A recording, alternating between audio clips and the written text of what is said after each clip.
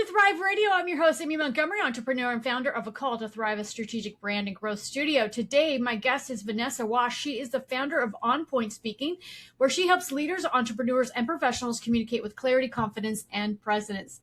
With a background in acting and performance, Vanessa brings a unique lens to public speaking and communication coaching, helping people not only find the right words, but also show up in a way that feels authentic, memorable, and full.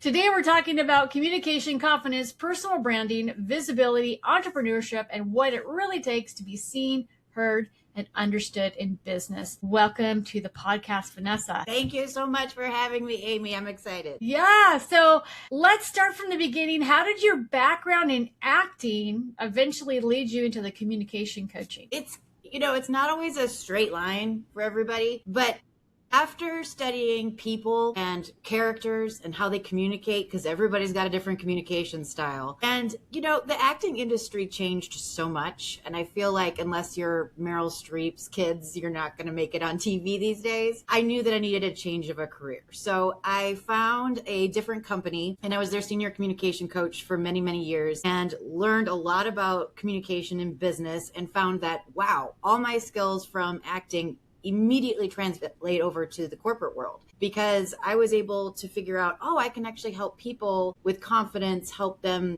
perform, if you will, and also just find a way to get their ideas out into the world. So after studying people, most of my career was an easy transition to go into the corporate world and be able to help people get their words and ideas out into the world. Love that. So what did acting specifically teach you about presence, confidence, and connecting with an audience? I'm sure there's got to be some meat there. There's a lot that acting taught me in terms of not only confidence and presence, but also rejection. I mean, when you're an actor, you go probably on 120 auditions and you get one job out of those. Yeah. And I think that also translates to business. I mean, how often are we doing sales calls and talking to people and you're just getting rejected all the time?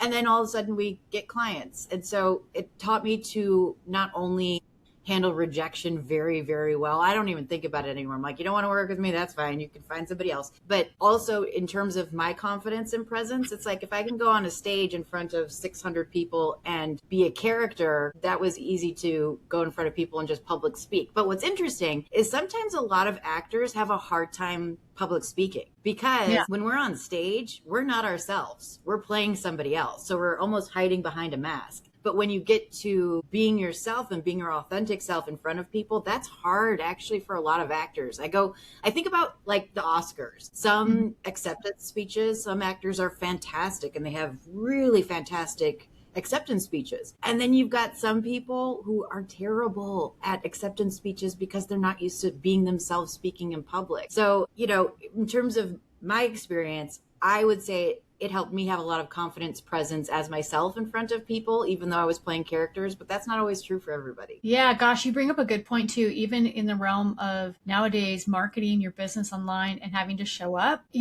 because I feel like there is a confusion there too online of how much you should actually show, what you should show, how to show up authentically. What does that mean? Right. Yeah. But actually be also branding your business so that you're remembered for the right things. Yes. And gosh, I think even, I've done marketing forever and I definitely had to go through that learning curve, and what it was. And I think actually right before the podcast, I saw a post from somebody that said, basically at the end of your life, at your funeral, people are going to forget you within 2 weeks.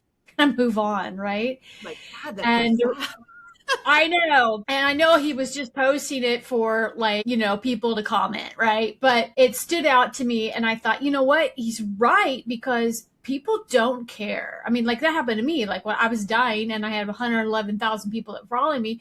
And I was like, guys, I'm dying. And everyone was like, you're a fraud. They just didn't believe me, and people just not caring. That was the biggest eye opener for me. People don't really care. They're into their own life. And so if people really care, whether in my case, like especially the, like maybe your family cares, but like social media people in general are not going to care what you're doing. Well, that's why, I mean, especially what you do, you have to find what is it, the things that are going to resonate with people. What do people actually care about? How is it relevant to them? Because in a market that's oversaturated on social media, we've got influencer after influencer after influencer. It's like the influencers I look at and follow, and my algorithm and Instagram has me figured out because I only look at certain things, but those are the things I care about. So it's really hard to find universal elements that everyone cares about. Yeah, and there isn't, unless you go viral. Unless you go viral. If you go viral for something, then yes, you're touching on a broad audience, right? Something that relates to a large amount of people. But if you think about all the people that you follow each one of those for a reason, because you remember them for something, even if it's subconscious. And that's what most people miss. Is it's not just going out there and putting a bunch of stuff out there being remembered for something. You have to make it we've got to make it sticky. Yeah. So a lot of people think public speaking is just about the right words. What do most people misunderstand about communication, do you think? I think the biggest misconception is that we don't remember words. If I asked you right now, I was like, hey, Amy, could you repeat back every single word I've said on this podcast so far? Could you? No.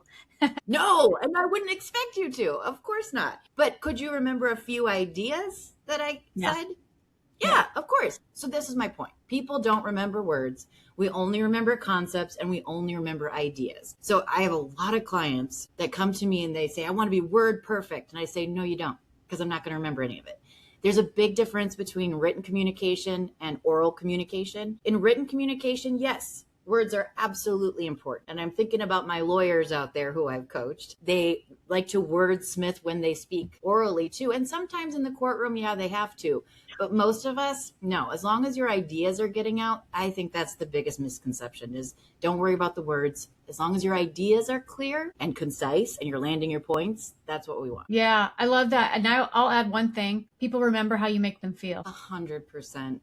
Right? So if that quote about, I think it was Jackie O, where she would talk to somebody and they would feel like they were the only person in the room. I feel like if you can make an audience feel like that, chef's kiss. Yeah, definitely. What are some of the biggest fears people have when it comes to speaking or being visible? Nobody wants to feel shame. And nobody wants to feel embarrassment. And that's why I have a job, is because nobody wants to look bad and nobody wants to be embarrassed. And I think that that's the biggest challenge for so many people, is that they don't want to look bad. Nobody wants to look bad ever. And they have a fear of it because they fear that they're going to go out there and be so embarrassed and their life is over and everyone's looking at them. And sometimes I have clients that just don't want to be seen because they're introverted and they don't like people looking at them. And that's the biggest challenge, is just being seen and being heard is very difficult to do. But the good news is, if you have some right tools, it's not so bad and you know what you're doing.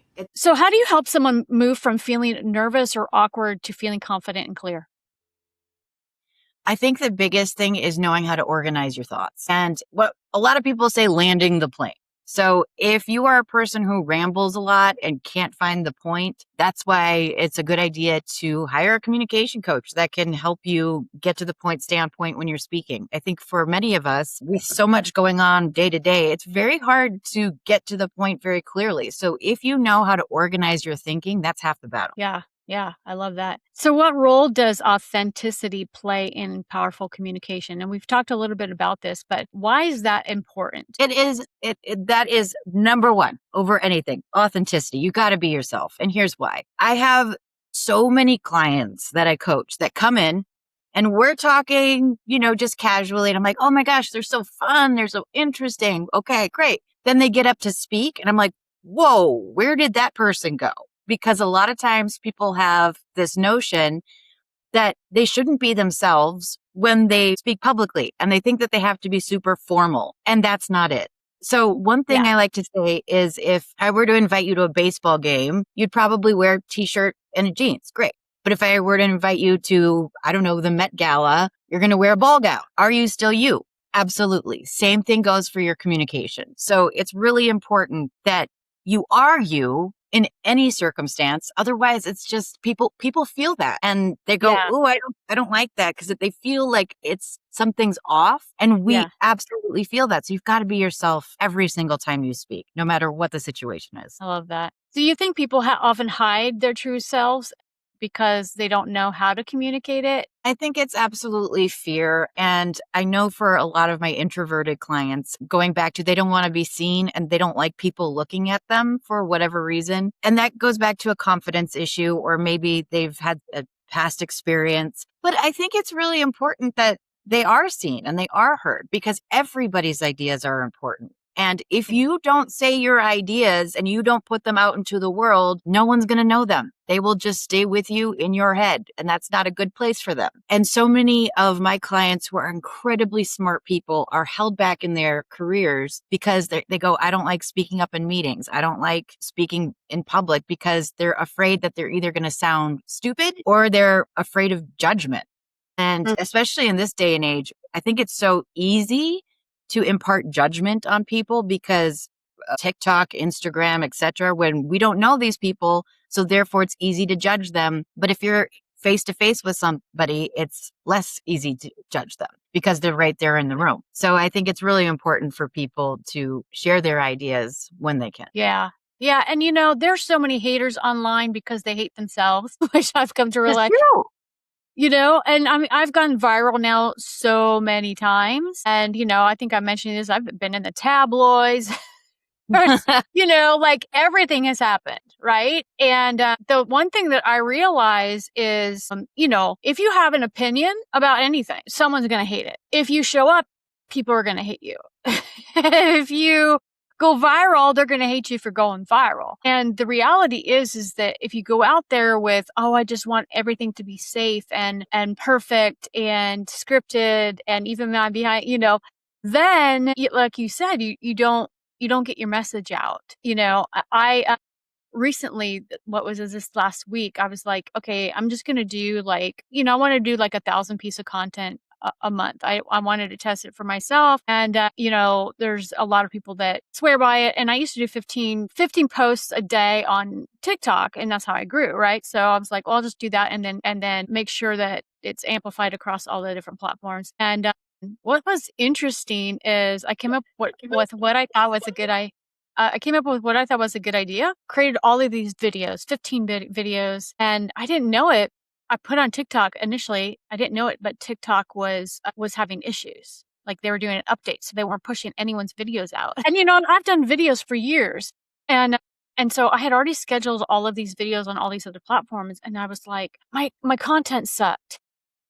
Oh, no. Oh, Immediately, that's what I'm thinking. I'm thinking nobody cares and that all my content sucks and I should really just take all of this stuff down. And, I think it's so easy for anyone that is out there that you put something out there, especially you just put one video, and if that one video doesn't get views, you're crushed, right? And when you do a massive amount, you can actually see what works really quickly. And then I ended up getting up the next day, recording some more videos, putting them out there, and like going viral on Instagram and starting to get people follow me for my business over there. And you just don't know what's going to land. You just don't you know. So you don't. just have to you have to go out there, like you said, be authentic. Make sure you're talking about what you want to be remembered for, and show up how you want to be remembered. But at the same time, if you don't just try and test, you're never going to, like you said, get your message out. So that's my little rant. Well, and haters gonna hate. You know what I mean? It's like if you put, like you said, if you put something out there, some people are gonna like it, some people are not gonna like it. I have some articles in Fast Company, and I made the mistake of reading the comments, and it's like, oh, this person loved it, and you feel so good.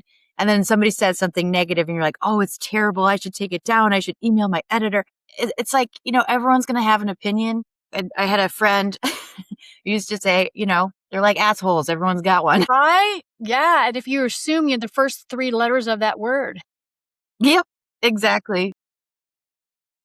you're not the person that asks. Like you've got to ask questions to figure things out, right? Yes. Yeah. And you have to try things and see what sticks and see what doesn't stick. Yeah. And then like you're dealing with people that are going in front of an audience, and you got all the people staring at you, and that's terrifying on top of it, right? Yes. Your heart's pounding. People are, especially if it's a large crowd of people, I think in the acting world, it's easy to use that type of anxiety because you can just pour it into the emotion of acting, Of course. right? Absolutely. Yes. I But think though, yeah. it doesn't really work the same though if you're giving a speech, right? And having to show up authentically. Is that true? Some nerves get a bad rap, in my opinion. And here's why. Because you're going to get nervous. And even anybody that says, oh, I'm never nervous, I don't know if I believe you. Same thing when people tell me they don't have imposter syndrome. I go, I don't know if I believe you. Yeah. But when we get nervous, it's about how to manage tension, nerves, anxiety in the moment. If you try and say, oh my gosh, stop being nervous, stop being nervous, stop being nervous, guess what? You're only going to get more nervous. So it's really about welcoming the nerves in, saying hello to them, make them your friend, use them to your advantage because nerves give you energy. And so if you say, okay, I'm nervous. They're here. They're going to give me some energy for this presentation. Let's go. And you invite them in. Then it's counterintuitive, but it starts to relax you because that energy can really fuel your presentation and give you a lot of passion behind it. I have to tell you a story I because it love made me story. think of this. This was in my 20s, many, many years ago. But it was, I had no speaking ability. Back then, like I had a communication disability, but my strength was preparing and presenting. So if I were to go to speak, right, I would prepare something and then I'd do a pretty good job, right? So I was speaking to a small group of people, probably 25 people, but in a small kind of warehouse type meeting place, right? There was no sound system. I was terrified. I was absolutely terrified. Beyond nerves. I think it was equal to like thinking I was going to die, right? But I go in there and I had to yell because nobody could hear me because it was in this warehouse type of a thing. And it was funny because somebody recorded me and like afterwards he's like, you don't have to yell when you speak, and I was so devastated. And I was like, but there was no sound, I know I don't have to scream, but, anyway, so there was that, but I remember the adrenaline. I mean, now I'm way better because I've done a million things in front of people, right? But back then I was so bad that people were like, do you want to go and get some food after, like, let's go to a restaurant. And I was like, I am white. Yeah. You I get am so wiped tired. out, for the next week. Nobody call me, but like it can be really, really like debilitating, especially But when you're not brand new. But for so many people too, and it also not just the actual speech itself, but so many people, the lead up to it. They'll say, for weeks I've been anxious, I've been nervous, I can't sleep, I can't eat, it's the build up to it too that is very hard to navigate. But I think, to your point, that was one of your first public speaking events and now you've done it a bunch and it's not so much a big deal. Same thing goes for everybody. It's like when you're 15 and you're learning how to drive a car, it's terrifying because you've never driven a car before and you're like, oh no, how does this work? But you learn slowly, you learn how to adjust the mirrors, put on your seatbelt, shift the car into drive, you learn how to accelerate the gas pedal, you learn how to use the brakes, and all of a sudden you're driving every day, you don't think about it.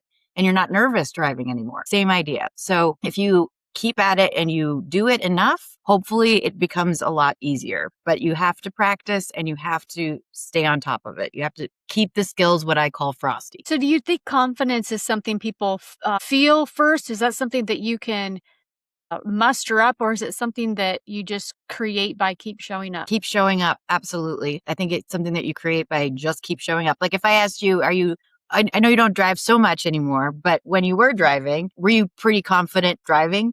Yeah. And I still Yeah. love it. Like I do, as you know, I think I mentioned it to you. I rent a car now when I want it because I'm always home. But when you're in a car, you don't think about it anymore. Same idea because you've built up that confidence to drive the car, so you don't think about it anymore. I mean, I think back to when I was at camp as a young kid, and we used to do this thing called Ouija canoe, which is like you take this 80-pound canoe, it's metal, and you have to put it on top of your head. And I was able to do it by myself. The first time I tried it, I was not confident because I had never done it before. But by the end of the 10-day boundary water trip, I was putting it on like nobody's business. It was easy peasy mac and cheesy. So same idea. Confidence is really about practice. But Yeah. I also think confidence can be overrated. I think clarity is king. If you're clear, it doesn't really matter if you're confident. You got to be clear. Yeah. Yeah. Yeah. Cause you can fake being confident, Yeah, like you just going to absolutely pretend, can. And I think that the best communicators aren't the ones necessarily with the most to say. I think they're the ones who make understanding easy. Yeah, that's a good point. Yeah, definitely. So, what advice would you give to a business owner who knows they need to be more visible but feels uncomfortable putting themselves out there? Hire me. No, I'm just kidding. I think that Toastmasters is a great forum to go practice in. The difference between a communication coach and Toastmasters is that I like to think of myself as the personal trainer. So if you've never been to the gym before, I can't just hand you 100-pound weight and say, have fun. You got to know what to do to rev up to that. So I'm like the personal trainer. Toastmasters is like the gym. But I think for those that are starting out, if you have no idea what you're doing and you can't afford a communication coach or that's not on your radar, film yourself. We've all got smartphones. See what you're doing. See how your body is communicating in meetings, especially Zoom meetings, etc. You can record the meeting, watch it after, see how you came across. So Yeah. there's a lot of tools you can use, but I really think it's important for people that are just starting out and they don't know what to do. You got to get the tool set. Yeah. And I would add to that, if you're trying to do it on social media, I would open up a TikTok account. Don't put your name in there. Just, make it be something random. And I would go in and I would just start posting random things. Sit down in the morning before you start working, like I did this week, record 15 videos or whatever it may be. It takes you 30 seconds to just this, and then just keep doing it. Just keep doing it. I'll tell you, and just share things that are from your heart. That's what I did many years ago. And you look at my old videos, I look like a hot mess because I was. I was. And here's the other thing. I wear wigs, right? And people are always at me online. You do? Oh, yeah. Oh, yeah. And my That's a hair will change fantastic wig. on the regular. I love it though. It's so luxurious. Thank you. Yeah, no. And it's very easy. Like I could, be in 100-degree weather and my appearance never changes. You've given me something to think about because I hate showering, getting up and doing my hair every day. It's like my least favorite part of my day. I don't know. Yeah. Yeah. Well, I mean, I'm 54 years old. In 2007, I started to wear wigs because for health reasons, I lost my hair. Right. And I had chronic illness for 23 years. And yeah, so all my hair fell out and replaced with hair that I couldn't even do anything with. So, it's kind of forced initially to do the wig thing. Now it's a popular thing. It's very, very easy to find them out there and they're inexpensive. But you kind of go through this process of where you're self-conscious of it. And being online, like I post all the time and people are always in my comments, wig, wig, wig, wig, wig. I don't know what my hair has to do with my video, but you can buy it too, but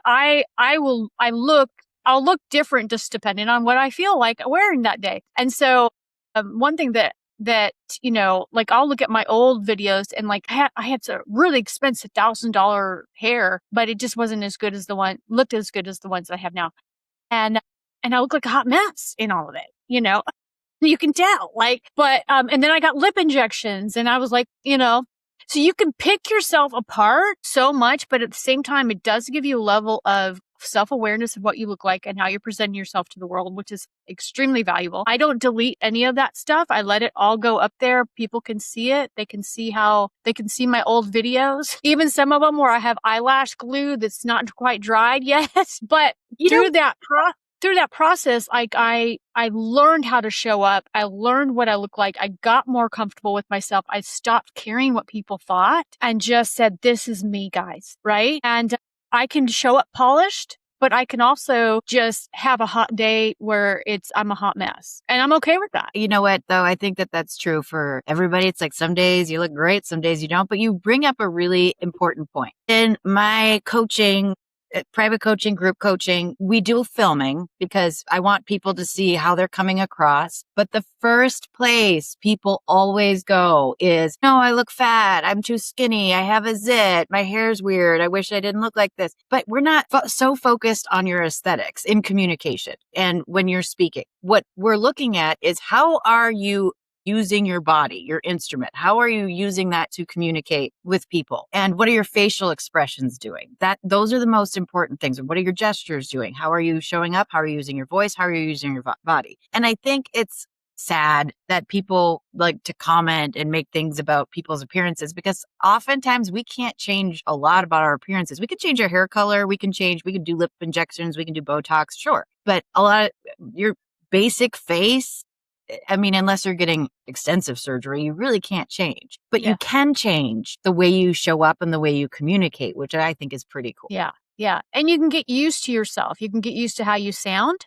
I think that's a big thing too. You talking to microphones. Oh, that's me. But getting used to how you sound and then getting used to how you look and just going about your day. And I think when I first started on social media, I would have panic attacks, almost where like I'd be going viral and I'd be like, oh my gosh, now I don't care. It's like, oh, Yeah. whatever's happening today. I think But though yeah, with age, yeah, there is a certain like I don't care anymore that I love. I think when I was younger, I cared a lot more about those things, and as you get older, you just kind of go whatever. yeah, yeah, maybe that's part of it too, being in your 50s, like, oh, well. So let's talk a little bit about communication when it comes to building a personal brand or even business, online.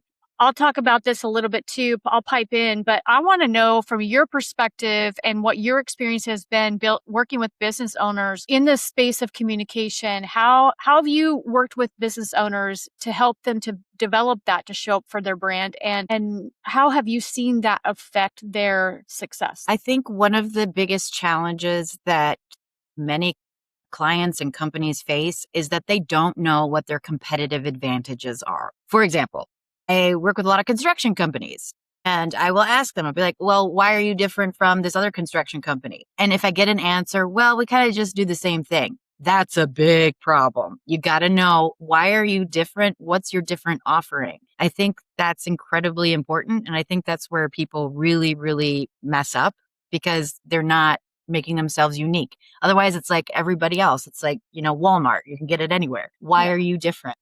And that's one of the things that I teach them, but also making sure that what you actually do is clear on not only on your website, your branding, etc. If you go to my website, hopefully you know that I'm a communication coach. I teach public speaking. We teach communication day to day, not just for groups of 600 to 1,000 people you're speaking to. A lot of times people aren't doing that. So it's really day-to-day communication skills. But you got to know exactly what the offering is. And if that's not clear, business will not follow. Yeah.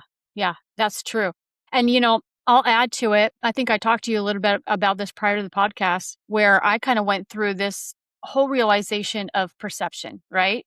And personal brand, because I felt like the label personal brand, it seemed like it was vague to me. And it seemed like those that were doing it correctly weren't really communicating what actually was. And I noticed it in working with celebrities and famous people. I noticed that they all focused first on their perception and developing their perception and how they're going to show up and how people are going to see them on the outside, in the outside world, right? So like if you have somebody that's going to go on stage a lot, speak a lot, have to draw crowds, they've got to be perceived a certain way. If they have a TV show, they have to be perceived a certain way. And they would take time to craft that. And it wasn't about becoming somebody else. It was taking the things that they wanted to be remembered for, the things that made people amazed about them and go, wow. And all of those things that the people that were watching them had to see in order for them to be remembered and be known for something, right? And I noticed that when I did marketing for those individuals, even if they were brand new and not that many people knew them, like I had one guy who was fairly new and they said, like, we've got a TV show, we need you to make us famous online. And, no, okay, but I Sure. succeeded, right? And, it was easy though, because they had the perceived value and I was just amplifying that. And so when I started working with business owners, that's the biggest thing that I noticed was the difference. Like you could go out there, you could be super successful, have the highest education that you could possibly get, massive experience, and go out there and people not realize the value that you have to offer. And it had nothing to do with your about section on your website, right? And So then I created my own program around that, brought myself through it to fix it. It worked. And, you know, now I do that for other business owners too. And I think that that's something that once you hear it and once you see it, you can't unsee it. And you'll start to hear other people talk about it and say, when they talk about a personal brand, they'll say, decide who you're going to be and then just show up. That's, that way. You look at like Alex Hermosi. He's got I don't even know who he is. Talks about scaling businesses and marketing. And he has a little thing on his nose. He shows up in casual gym clothes. He's purposely done that. He purposely was being remembered for those things. And he just decided how he's going to show up and then showed up that way. But it's simple, but it's not, right? I think about, for example, Gwyneth Paltrow. She's the queen of this because she even says her brand's not for everybody and it's not meant to be. But she lives and breathes her personal brand as Goop. And I think it's great. If you think about like Taylor Swift, she's always got her bangs and her red lip. That's part of her personal brand now. But she's found that. And so she's still her. She's just her wearing lipstick and has bangs. Yeah. Yeah. Right. Yeah. Yeah. And it's what do you want people to intentionally remember you for? So, yeah, it's interesting. And I feel like there's not enough people that talk about that sort of thing. So it's difficult to even understand, well, why does that even matter as a business owner? And you have to be able to, like you said earlier in the podcast, show how you're different. You can't just say it. You also have to show it. And be memorable for sure. Yeah. Yeah. Yeah. So, one last question. What do you think has been your truth that has gotten you this far in your journey? This is going to sound so cliche, but knowing and telling myself every single day it's going to work out. That's the hardest thing. I think being a small business owner, and dare I say successful small business owner, it's very hard to show up for yourself and be your own cheerleader. And you really have to believe with your whole heart that it's going to all work out. There are so many days, and we talked about this, in our conversation earlier, about how so many small business owners don't talk about the dark parts of it, the parts where that paycheck didn't come, or cash flow is a problem right now, or I had so much business this year and then all of a sudden the next year it fell off the wagon. So it's really about believing that it will work out, even on the days where it seems like very bleak and lights are going to go out. It won't. So just remembering that day to day, I think is something that all of us can do, but that's something that I have to do. Yeah, I love that. Yeah, it is a mind over matter. Definitely. I think the hardest part is when you are promoting your business and you're doing all, like maybe you're doing a campaign or something and you're doing all the stuff, you're doing all the right things and you want it to work right now. And it's going to be a couple of weeks, right? Like you have to take a rest. And I think the crickets can be really, really difficult, knowing what you've got to do, sticking to it. And you can absolutely doubt yourself through the entire process and not believe it's going to work, and it still works. I think that's so true. And I think just showing up every day, even if it's like, I'm just going to sit in front of the computer and read the news, just being in your office, being in the space. So if people are interested in working with you and learning more about your services in speaking, what is the best way to contact you? Yes. So you can find me at onpointspeaking.com. You can schedule a call. LinkedIn is also a great place to find me. You can look at Vanessa Wasche or On Point Speaking. Those are two great avenues to work with us. We do private coaching and we also do coaching for teams. So if your leadership team struggles explaining complex ideas, I work a lot with engineers. I work with any industry, but that's kind of my niche is engineers because they have a lot of complex things to talk about. Or anybody that's just struggling, or if you want a promotion or you're just got promoted and you have to talk to people, that's who we're looking for. So onpointspeaking.com or LinkedIn. I love that. And I'll put your links down below. Thank you, Vanessa, for coming on today and sharing your expertise. It was so great to chat with you, Amy. This was fun. Yeah, definitely. And if you're listening, you want more information about this podcast or upcoming shows, you can visit acalltothrive.com. Thank you, everyone. Have a wonderful week.